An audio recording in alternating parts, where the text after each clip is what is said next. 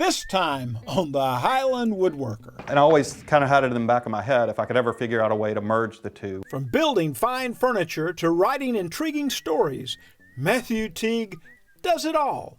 He invites us into his well-known workshop and opens up about his new exciting projects. Popular Woodworking's Megan Fitzpatrick has some fun facts on marking gauges that should really leave a lasting impression. 3, 2, 1. A fast track to woodworking. Watch as these creative kids start with a block of wood and take them all the way to the Pinewood Derby's finish line. Hold on tight. It's gonna be a fun ride. This time on the Highland Woodworker.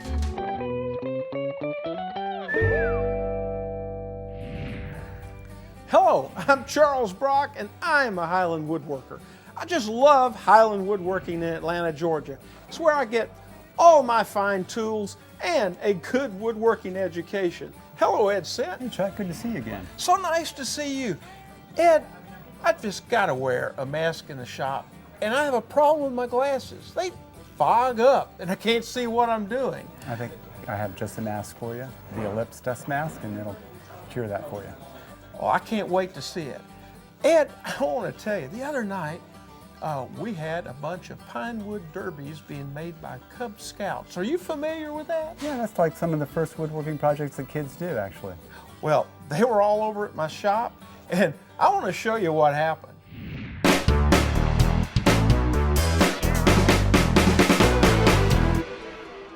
I'm with Jim Walton, who's the Cub Master for Pack 1291, and we're going to help a bunch of Cub Scouts build their Pinewood Derbies.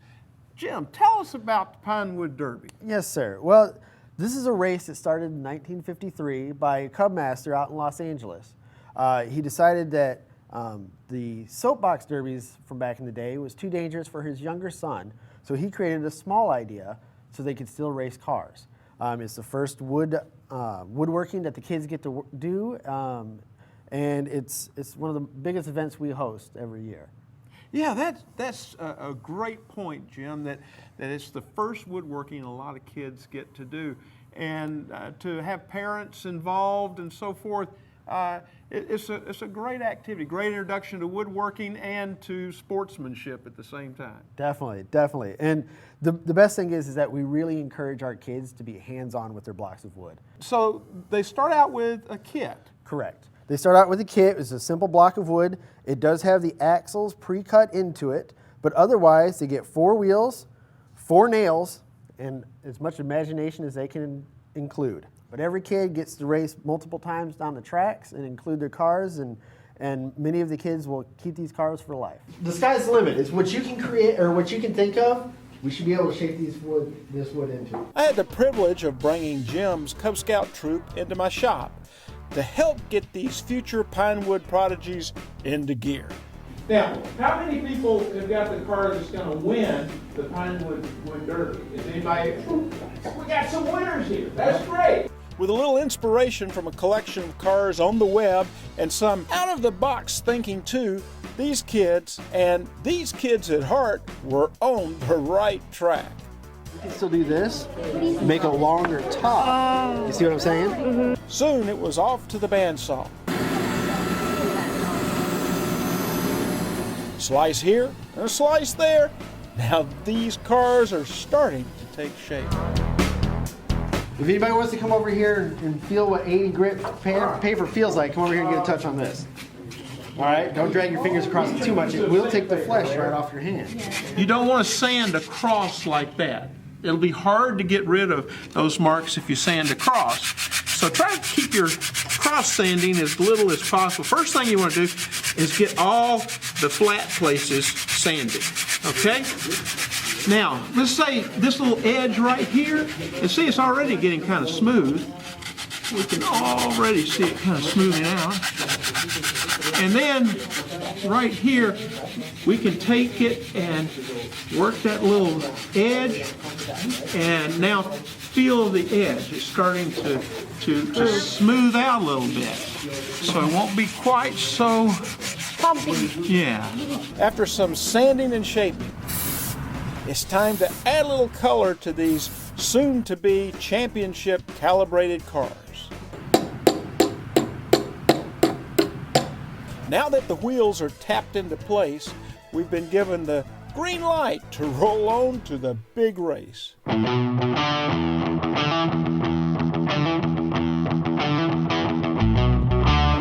morning, everybody. We are about to get some racing going on. Who's ready for that? At 12:91, can't wait to get into the middle of the action. But before these cars are put to the test, judges gather and look over these awesome wooden autos. They are judging for original design, craftsmanship, and paint. Just stay behind the tape. And boys, when you put your car up here, if you go down on this side, folks, you may want to watch your feet and let the boys pick the cars up and then just bring them back and we'll go through the process. Now, the moment of truth. It's time to see what these cars are going to do. 5, 4, 3, 2, 1.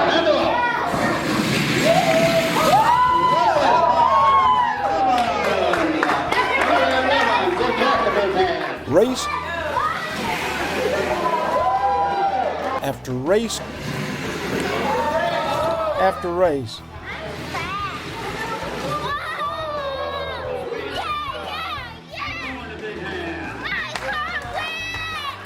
The excitement is unstoppable.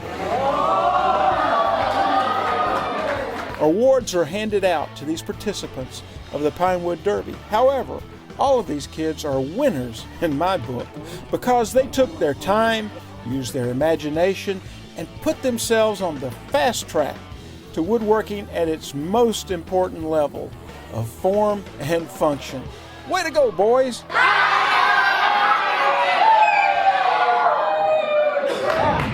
The Elipse mask has 2 filters that are replaceable, and then it has an exhale valve. That's the feature that's going to keep your glasses from fogging up. It's got a nice soft contour, fit your face nicely, and 2 straps to keep it on your head nice and securely. And it's not too heavy. Yeah, it's not bad for, in fact, we think it's quite light for everything that it does. Well, this is great. I'm going to take it home, give it a try, and we'll let you know. Great. Because you've got to wear a mask in the shop. Yeah, the dust always, it's cumulative. You want to try to protect yourself at all times. Well, thank you so much. Coming up, So I like to have more than one. get some sound advice for having multiple marking gauges on hand. You're welcome.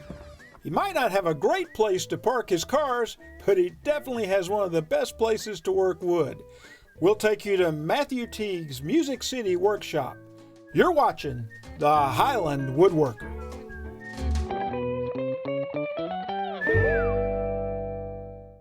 I'm just an average, down-to-earth woodworker. On a scale of 1 to 10, I'm probably about a 5. But one place I score a perfect 10 is right here, and I plan on keeping all 10. That's why I have a saw-stop table saw. And there's more. Plenty of power, superior dust collection, and absolute accuracy. These features have made it the best-selling cabinet saw in America. Let Highland Woodworking help you put a saw-stop in your shop. Order a SawStop professional cabinet saw from Highland Woodworking in March or April of 2015 and choose either one of these accessories for free. That's a $199 extra value. Are your tools TORMEK sharp? TORMEK, consistent, reliable, and razor sharp. TORMEK, sharpening innovation. Craig, from the first cut to the final assembly, providing woodworkers with products that help simplify woodworking challenges. Craig.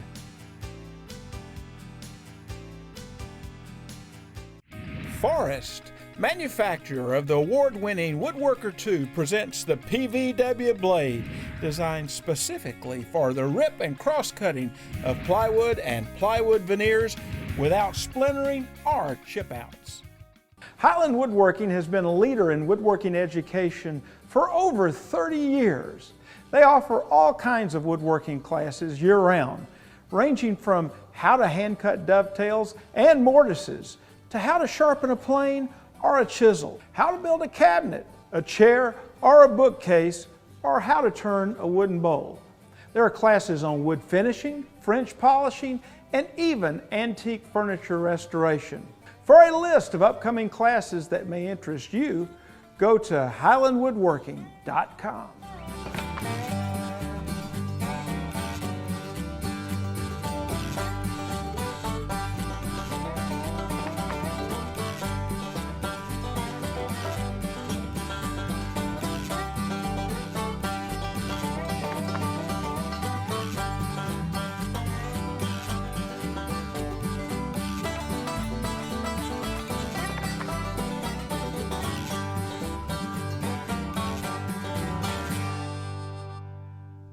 A marking gauge is an essential tool in every shop.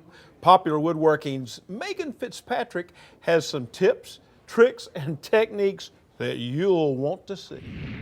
Megan, you've got a great assortment of marking gauges here. The Glenn Drake model, some Veritas, And a Jeff Hamilton. Jeff Hamilton. An early Jeff Hamilton. This is really cute. No, Jeff, you're not getting it back. Well, but tell me, why would somebody need more than one? Because I'm inquisitive? No, that's not why. All right. Because if you're working on a project that has multiple mortise and tenon layout, or multiple layouts for dovetails or what have you, if you're doing half-blind dovetails, for example, if you have 2 marking gauges, you don't necessarily have to reset them and worry about losing your spot, if it were. Sometimes it's hard to get back to your setting. So I like to have more than one. And I actually have more than this. I have a few more. I have 4 of these tight mark gauges. I really think just with the adjustability of this thing is amazing. The micro adjust on it. So this is the gauge that I like the most, and that's why I have 4 of them, 2 small ones and 2 large ones at home. I didn't bring them all in because that would just look too disgusting, so I didn't do that. How do you use them best? How do you get the most out of them? Well, one thing that I see people doing, if I'm teaching or what have you, is that they will roll them. I should do it the right way on the edge here. They'll roll them instead of cutting with it. It's a cutting gauge. You should be pulling it. I find it's easier to pull it towards you. And I don't try to do it all in one fell swoop.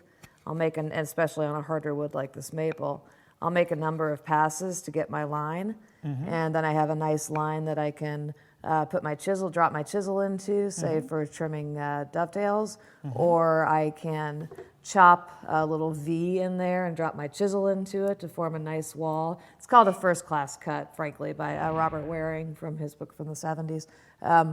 So it's just a nice light touch on the first. Let's flip it around, do it again. So the idea that it's And a pull it. wheel-type marking gauge is somewhat of a misnomer. It is. You don't want to cut rolling, but what that does allow you to do is pick it up in any orientation and use it, unlike, say, a more traditional marking gauge. Well, this isn't really all that traditional, but unlike this one, it only works in one orientation. And it works well. I like Jeff's gauge, and what I like about this one is that this is so small that if I have to mark inside of a rabbit or something, the shoulder it's easy to get it in there. In fact, when I was building my anarchist tool chest, when I was marking out the hinges, this would not fit down into the mortise area because of the dust seal around the top. This worked perfectly, and that's why I always have one small gauge like this at hand at all times. So as much as I love this doesn't always work. It's hard for some people to understand that there's a perfect tool for each application. There really almost. is. And sometimes so one doesn't usually always do it. It doesn't always do it. One other thing we were talking about earlier off camera was how do you put these down? Sometimes the Glen Drake ones do tend to roll off the bench. Sure. And these little cutters, the wheel cutter, replaceable, easily replaceable. Kevin sells them on his website, of course. They may sell them at Highland Woodworking too.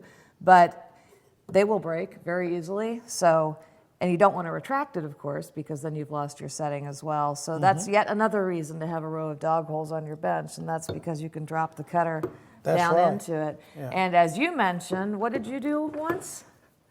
The next thing we're going to do is repair this cut on the back of my hand, because you do not want to touch that real hard and have Right. it scrape across your skin. So you can keep your setting if you put it in this way for storage to get back to where you were. Yes. However, you might bleed on it and then it might rust. And That's it. that There would be you go. bad. Yes. And that is, of course, the worst problem that you would have. And now I have to pick it up by the cutter. See what you've done? It's all Okay. my fault. It's all I'm your used fault. to that. There's a whole community out there now that's younger that really doesn't have a way to learn this. See why Master Woodworker Matthew Teague is really booking it now.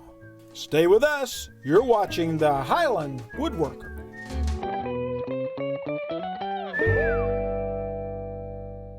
We're kind of a hub for all these different craftsmen that we build a team for each specific job. And our work is very much a hybrid of all these different trades. So architecture, furniture, children's playgrounds, big public art projects, exhibition builds, and then all sorts of random, unusual things. I'm William Hardy, and I'm the sort of main director and the founder of Studio Hardy. Rycon Power Tools, a leader in woodworking power tools for over 10 years with a passion for quality and performance at an affordable price.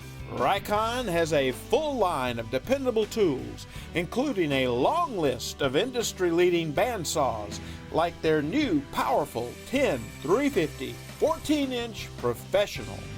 Rycon Power Tools, tools designed by woodworkers. Do you need wood? Then go nowhere but Bell Forest Products. Come stand in awe of our 20,000 square foot showroom that houses over 75 species of exotic wood, the largest in the Midwest. What more could you want? A knowledgeable staff? Well, come in and speak to one of these handsome young men because they know wood. They breathe wood, they eat wood, they live wood, they love wood, they are wood. So plan your adventure to Bell Forest Products, 200 East Hematite Street, downtown Ishpeming, or visit us online at bellforestproducts.com. Because we got wood. Introducing the ultimate flush trim router bit by Whiteside. Get CNC quality cuts from your patterns every time. Whiteside, industrial grade and American made. If you can't make it to Atlanta, then you can always shop us on the web at www.highlandwoodworking.com. Moment with the Master is presented by Triton Precision Power Tools.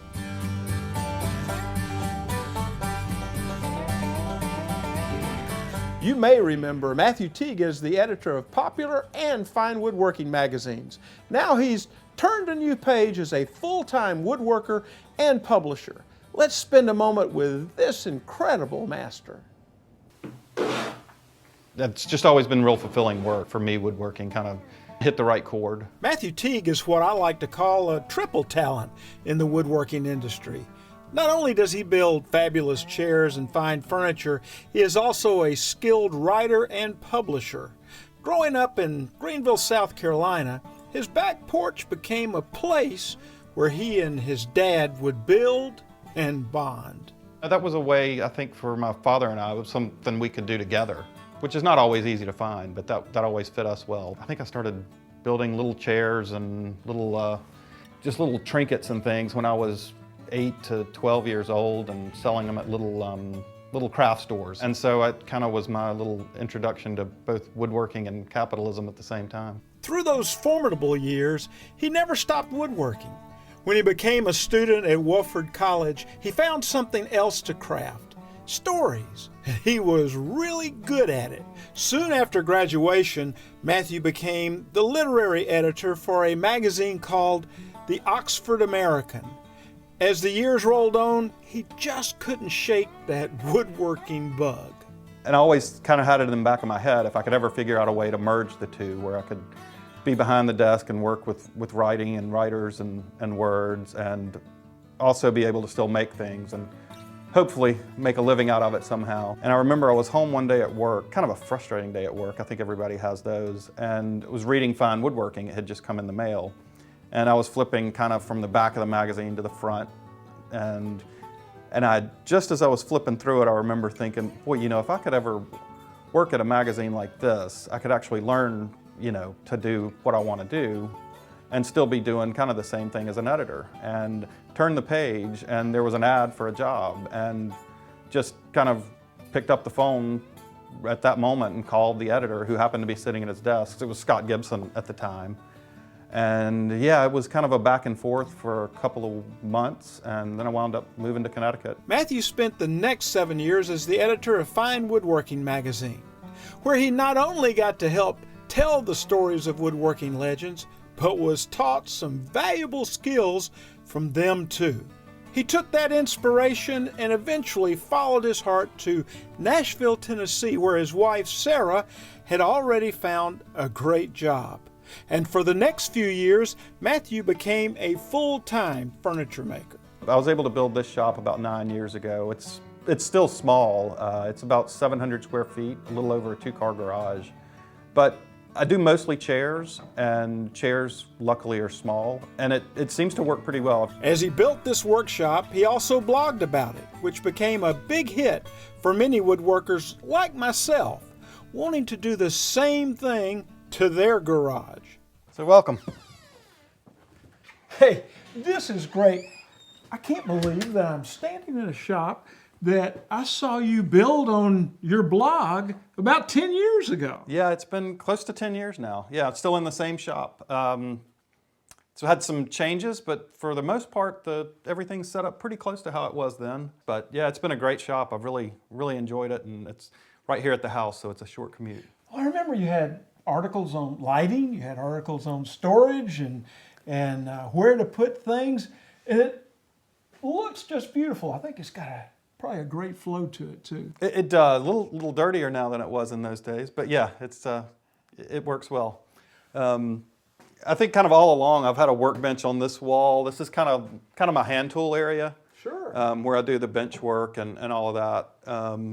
Kind of go over, and I've got a little sharpening area that keeps that pretty easy to get to. Can't stand a dull tool, and that makes it easy. Couple options there. And you know, over the years, everything has evolved and added a lot more tools in storage, because it's kind of a weakness of mine, the tools, and then you have to have somewhere to put them. Sure. Well, this is just great, and you got your everyday workbench here. That's the catch-all. Yeah, that's kind of where this is where I work most of the time, at one of these 2 benches. Well, let's see some of your chairs in the rest of the shop. Sure. Yeah, so I just pulled out a couple of different chairs. One of the things I mentioned was some chairs I made when I was a kid. This is not actually one I made when I was a kid. This is a chair, we always called them pouting chairs. My father and I made these when I was growing up. Made them for my nieces and nephews and stuff, but that's where the kid went for time out. And they were just nice little pieces to hand down. I wish I'd had something that nice when I was sent to timeout when I was a kid. Well, yeah. Yeah, that's nice. And then we have some others back here. Yeah, this one I just always kind of had a soft spot for this piece. Talking about kids, this piece has been the chair that both of my kids kind of, after the high chair, they went to this one. It's filthy. I've got it out here. I need to sand it, get it cleaned up. But this is a chair out of Jeff Miller's book. He's got a great book on, I think it's called Chair Making and Design. And this is straight out of that book. And it really kind of ignited the whole kind of chair making obsession for me. It's one of those things that you hear a lot of woodworkers, once they make a chair, they're kind of doomed. And I think you've been through the same thing. It's hard to get back to square stuff. Book, and it was my first chair making book. I think it is for a lot of people. Jeff does some great work, and it does. That's a beautiful chair. I could see that in its time. Yeah, and a little sanding and a little more finish, it'll be back to it. Yeah, so I've always had a soft spot for that chair. And then I guess back at Fine Woodworking too, I took a class and worked a good bit with Brian Boggs just on articles he was doing. So I built one of his chairs at Brian's shop, and then this is a chair kind of shortly after that I started making. And you know, it's kind of a transition chair between the Jeff Miller chair I made and what Brian was doing, kind of melds the two worlds. Sure, a little bit of a hybrid. Sure. Yeah, that's great. And this is something else here. Yeah, no, this is a newer design, kind of like the seat on this. It's got kind of a tulip shape to it, which I really like. This is in sapele, and I've done this in a number of different woods, sometimes with an upholstered seat. I've done it with a woven seat. It's a nice little flexible design that I've enjoyed making. It's got very nice lines, and the sculptured seat is really very well done. I love the little pommel there. Yeah, it's a nice touch, and I get to use a big grinder to do those seats with, which is always, you get to open the doors up and make a lot of dust. That's the fun part. There you go. Well, you can let your neighbor fool with the dust. Exactly, on a good wind. Matthew has been working out of this wonderful workshop for the past 9 years, and during that time he became a father of 2, 8-year-old Ava Jean and 5-year-old Locke, who are now learning the ropes of woodworking. He also became the editor at Popular Woodworking magazine and has worked on many fine furniture pieces which have been showcased in museums and galleries around the globe. So part of the commission work that I've been doing while I've been in Nashville is partnering with a good friend named Alan Daig. I've always really liked collaborating with other woodworkers and designers and finding somebody who has some skills that I don't, and see if, putting the two together, sometimes you get an even better product. We're doing a lot of chairs now, but it started out with just a table we were building.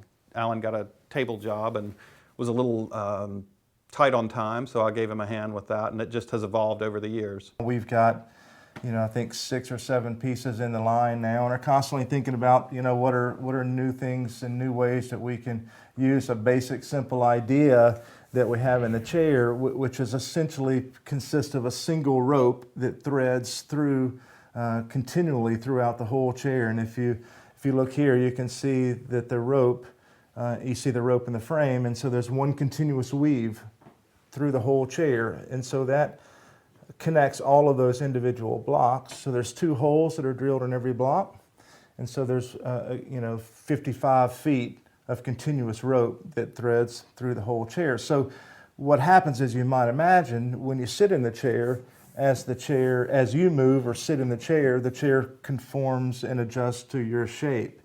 And the real beauty of that is that it really eliminates pressure points. So it allows the chair to fit your body, and it really gives you, it's a nice combination of support and comfort. Collaborating is something Matthew is doing a lot of these days. He recently teamed up with an old friend, Paul McGarren, and jumped into the world of book publishing under the banner Springhouse Press. Matthew is the editorial director of this up-and-coming publishing company. Their books run the gamut from woodworking, wood turning, skateboard building, to cooking, and even cosmetics. There's a whole community out there now that's younger that really doesn't have a way to learn this, and so we're trying to make it exciting for them too. Matthew always brings new excitement, exceptional quality, and a wide range of experience into every project he is involved with. His passion for life behind his workbench and away from it is what Matthew Teague hopes to be remembered by. I just want to be a good father, is the first thing, a good father. In terms of woodworking, I've always just loved the craft, and I love to see people get into it, get excited about it. Anything I can do to kind of share that is great, whether it's from something I've made or from teaching someone in some way, either side by side or through something I've written. I always get a lot of fulfillment out of that. I love to see people get excited about the craft. Yeah, and I think publishing is now just kind of an extension of that. I love to take other people whose work is really not out there and introduce it to a new audience.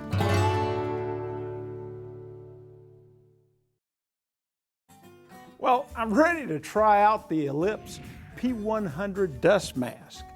No dust collection is perfect. As you can see when I sculpt my chairs, dust is sent airborne in all directions, even though I'm using a high-quality dust collection system. The Elipse P100 is soft and it's pliable, and it fits the face comfortably, which means you'll wear it more often, and that's the most important thing. The filter captures 99.7% of particulates for beardless woodworkers like myself, but it varies for those that have beards. If you use it under a face shield, like I like to do while I'm sanding at the lathe, it fits nicely and lets you do what you need to do without getting in the way. The big features that sold me on the Elipse P100 are the fact that it's so comfortable while you're working. And it has that ability to capture those harmful particulates. And it doesn't fog my glasses, so I can see what I'm doing. And it's reusable. All you have to do is, when your filters get all clogged up, is buy a new pair. They're replaceable. Put them in there and you're ready to go. And you're gonna give your lungs a break with an Elipse P100 dust mask. And it'll put a smile in your woodworking. Improve your woodworking experience. Sign up for Wood News Online, a monthly newsletter showcasing the latest news, tips, and classes Highland Woodworking has to offer. By signing up, you'll receive the latest episode of the Highland Woodworker, special store promotions, and Wood News Online delivered straight to your inbox. Sign up today.